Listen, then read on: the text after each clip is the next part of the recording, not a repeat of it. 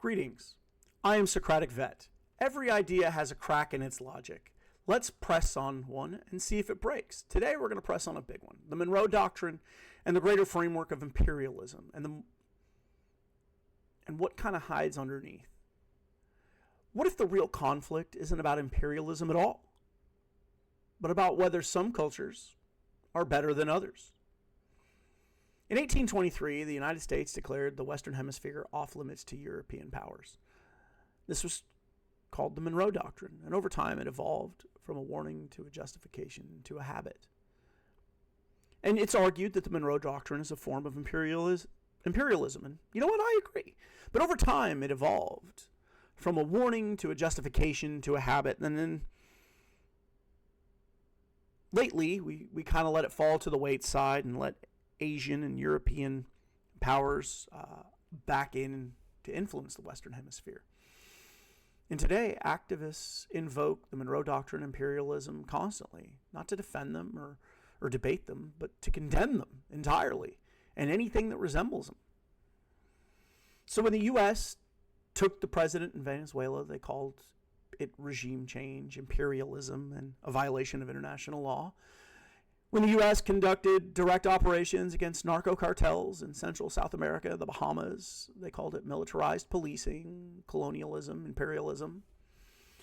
When the U.S. pressures authoritarian governments in the region, they call it neo-Monroe doctrinal interference. To them, the Monroe Doctrine and imperialism aren't history. They're the blueprint for every modern action they oppose. But there's a problem. The same activists who condemn these actions as imperialist also demand intervention in places that align with their worldview. Modern activist rhetoric presents itself as morally relativist. All cultures are equal. No culture is better than another. Moral judgment is oppression. Multiculturalism is power. But listen closely, because there's a hidden hierarchy buried inside their language. While claiming all cultures are equal, they consistently imply that Western culture is morally inferior or doesn't exist because of its historical actions, or because it lacks what they consider the arts or architecture or anything of that nature, right? And these aren't treated as historical facts. They're treated as moral stains when we refer to the actions. Evidence that Western culture is uniquely corrupt, uniquely harmful, uniquely illegitimate. But if moral relativism is true, then no culture can be judged as better or worse, including Western culture. You can't say all cultures are equal and then argue one culture is uniquely evil. And yet, the same activists who condemn Western culture as morally inferior also demand Western intervention in places like the Ukraine and Gaza. And in any conflict where their preferred side needs Western power. If Western culture is morally bankrupt, why demand its intervention? Why rely on its institutions? Why appeal to its moral conscience and authority? They claim relativism, but they practice a moral framework where Western culture is always the villain and non-Western cultures are always the victim, and demand that Western culture be the hero at the same time. That's not relativism. That's moral hierarchy, and a confusing one at best. A manipulation at worst.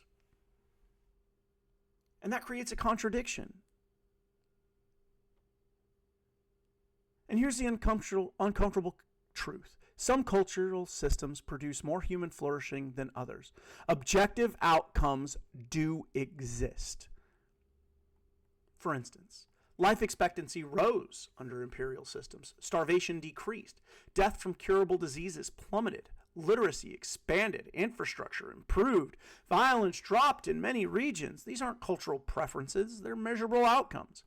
If moral relativism is true, none of this matters. If moral objectivity is true, all of it matters.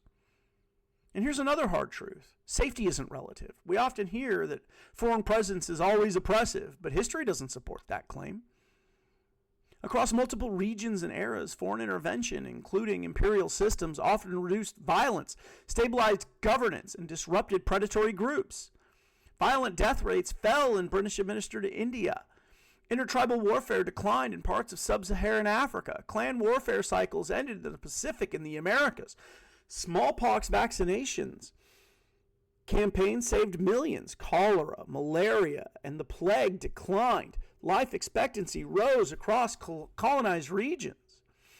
Rail networks, ports, and roads expanded trade routes. Agricultural yields increased. Mass education and literacy spread. Foreign powers often acted as a counterweight to internal predation. Not because it was morally pure, but because it was stronger than the forces tearing societies apart. So when we talk about imperialism and foreign intervention, the question isn't whether it's morally clean. It isn't. The question is whether the alternative produces more suffering. Activists don't deny that harm exists. They redefine it, adding subjective elements, a feeling, an experience, a personal narrative. In their framework, harm isn't just about violence, instability, or material suffering. It's about emotional impact, perceived offense, or ideological discomfort. And when harm becomes subjective, the entire purpose of the nation state becomes invisible to them. The nation state wasn't created to protect anybody's feelings. It was created to regulate force, to centralize violence, to reduce chaos, to create predictable order, to protect people from predatory actors, to stabilize borders and obligations, to define who is owed protection and who is not, and by whom. The nation state is actually a moral technology, a structure built to reduce objective harm to people. But if harm is treated as subjective, then the nation state looks like an arbitrary barrier, a relic, a tool of oppression. When you treat harm as a feeling, you lose the ability to understand why borders exist, why sovereignty matters, why at least some centralized authority is necessary for human flourishing. Cultures that reduce objective harm, violence, starvation, disease, and predation are morally better than cultures that don't. Not because of bias, but because the reduction of suffering is real and measurable. So let's go for a full circle now. So when the United States acts abroad, is it domination? Is it protection? Is it self-interest? Is it moral duty? It's all of the above, to some degree. Because if moral objectivity is real, then the question isn't whether the Monroe Doctrine, imperialism, or the Monroe Doctrine is good. The question is whether the alternative is morally superior. If my questions still bother you after this video, good. Sit with them. Because that's where real understanding begins. Socratic vet, out.